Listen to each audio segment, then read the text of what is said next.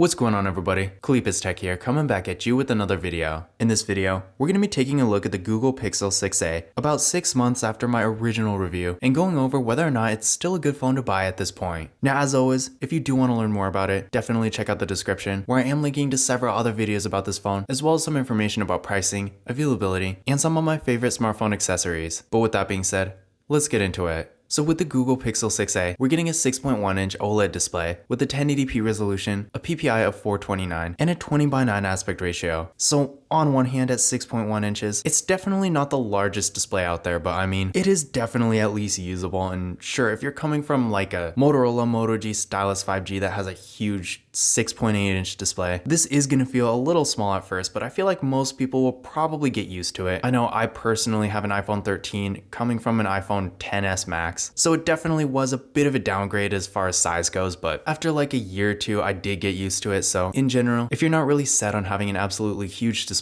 and you just want something decently large enough to give you a good experience when you're casually consuming content and stuff like that, then yeah, with the Google Pixel 6a, this is no tablet or anything, but it does get the job done. And as far as the image quality goes, I do think it's really good. With an OLED display, the colors look really nice and vibrant. It's also really bright, and the viewing angles are super good too. So if you're outside in the sun, for example, or really in any other bright area, this phone is still going to be really easy to see. And then of course, with a 1080p resolution, we're getting a really nice sharp image. So if you're doing something like watching videos, for example, where image quality is a bit more important, this phone will be great for that too. And with the 20:9 aspect ratio, we're getting a nice tall, narrow form factor here. And while at this point in 2023, this is definitely not unusual, keep in mind this kind of form factor is going to give you a really nice immersive experience in landscape mode.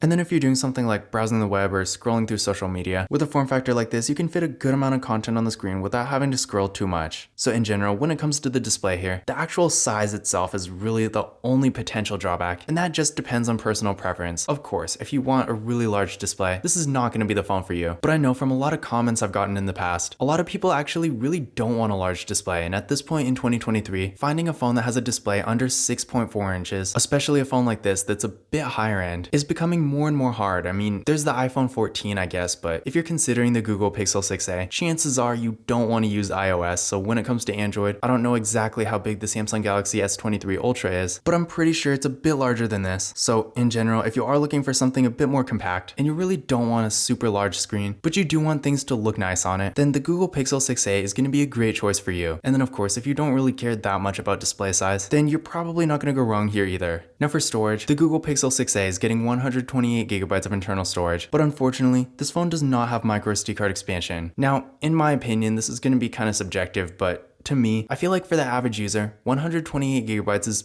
probably going to be good enough for more basic activities like downloading a good amount of apps, saving your photos and videos and things like that. You don't really need that much storage, especially with a Google phone. You can always put things on Google Photos, and in my experience, that does work out really well. So you definitely do have some options here. That being said though, if you are coming from a phone that does have microSD card expansion and you have like all your important information on a microSD card, then going to a phone that doesn't have microSD card expansion is probably going to be pretty annoying because having to transfer everything is not going to be a fun time. So in that sense, I definitely do understand. And if you're a bit more of a power user, if you're someone who just really needs a lot of storage, maybe you have a lot of 4K videos, for example, which this phone can record, in that kind of situation, yeah, you might want to get something else. And one weird thing I did notice here is that with the Google Pixel 6a, for some reason, they don't offer any other variants that have more storage than this. Take like the Samsung Galaxy S21 FE, for example. The regular version, or at least the one I have, has 128 gigabytes, but there is another variant that has 256. And then for like the iPhone SE, which is probably Apple's most comparable phone to this, I sold that phone like a year ago, so I don't remember the exact specs, but I remember there being several different variants going up to 512 gigabytes. So the point is, pretty much every other equivalent to this phone has some other variant that has more storage. But with the Google Pixel 6a, we're only getting one that has 128 gigabytes. So if you do get this phone, you are gonna have to be okay with that. And to me, that's kind of disappointing because even though I personally don't fill up that much storage myself, I know there are plenty of people out there who will. So if you are in that situation, then you might want to go with something else instead. But again, in general, for the average user, I feel like this phone still does have plenty of storage. And even though it is kind of disappointing it doesn't have microSD card expansion, seeing as this is a bit of a higher end device, it's not too surprising. Now for security features, this phone does not have Face Unlock, which is, I guess, okay, but kind of weird, considering it is a higher end Android phone after all. But it does have a real nice fingerprint scanner right here in the display. So definitely real good. Let's give it a try. There we go, one more time.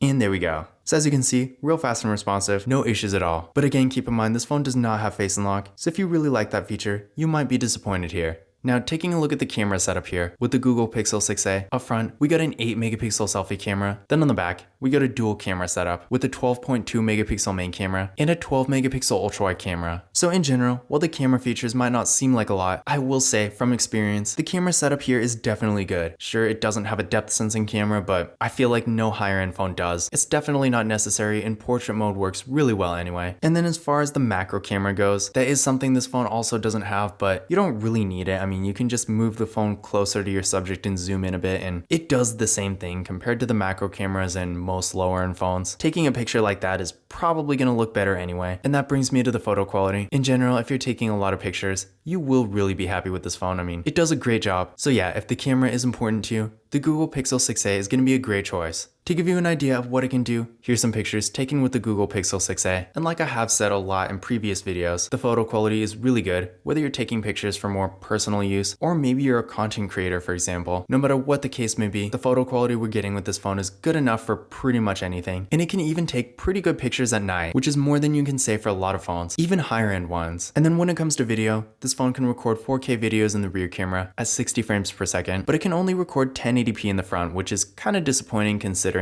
even like the Samsung Galaxy A54 5G, which granted is decently close to this phone in a lot of ways, but that phone can record 4K videos in both the rear and the front. And this phone is supposed to be competing with like the Samsung Galaxy S21 FE, iPhone SE, and things like that. And while I think the iPhone SE has kind of the same issue with the Samsung Galaxy S21 FE at least, that phone can record 4K videos in both the rear and the front. And on one hand, for the average user, this is probably not a big deal, but if you are a content creator, then this might be a little disappointing, especially if you're doing like vlogging, for example. So just keep in mind again, while this phone can record really nice 4K videos in the rear camera, in the front, it does max out at 1080p. Now when it comes to RAM and processor, with the Google Pixel 6a, we're getting 6GB of RAM with the Google Tensor processor. Now the performance on this phone in my experience is really good, and no matter what you're doing on it, things are going to run really well. If you're doing more basic activities, it's all going to be super fast. So if you're browsing the web, for example, I highly doubt anyone's ever going to have any problems with that. And even for stuff like higher performance mobile gaming, I mean, this phone does run super well no matter what. It is more of a high-end device, so if the performance is more of an important thing for you, then a phone like this is definitely a great choice. Now compared to other phones like it, like the Samsung Galaxy S21 FE, for example, I feel like while the Samsung Galaxy S21 FE might be a little bit faster on paper, there's really not going to be that much of a difference. I feel like at a certain point, there is a threshold where past a certain level, sure, one phone might be faster than the other, but you're really not going to notice. I mean, for example, it seems like every iPhone, on paper at least, ends up being a bit faster every year, but I feel like it's more of a marketing thing than anything, because sure, if your phone has a benchmark multi-core score of like 5,000 or something, yeah, it's gonna be fast, but where are you actually gonna experience that in real life? If you are looking for a really fast phone, the Google Pixel 6a is gonna be a great choice, but when you compare it to other phones like the Samsung Galaxy S21 FE, for example, just based on speed alone, or even compared to something more expensive for that matter, the difference is definitely not as noticeable as like comparing this phone to, say, a Samsung Galaxy A13 5G that's a bit older and kind of slow for what it is. So the bottom line here is, this definitely is a fast phone, and no matter what you're doing with it, you most likely will get a nice, smooth experience. So if you are going to be on your phone a lot, or maybe doing more demanding activities, the Google Pixel 6a will be a great choice. Now for the battery, with the Google Pixel 6a, we're getting a 4,410 mAh battery that supports 18-watt fast charging. I will say it's not the best battery, especially if you're coming from like a solid mid-range phone like a Samsung Galaxy A53, A54, or even A52. Pretty much every Samsung Galaxy A series phone does have a 5,000 mAh battery, and for that matter, so does every Motorola phone. So the point is, for some reason, most phones that are slightly lower end than this do have 5,000 mAh batteries, whereas this phone at 4,410 is a little bit smaller, but in actual real life when you're using it, I feel like you're not really going to notice a ton. I mean, keep in mind, a 5,000 mAh battery is going to last for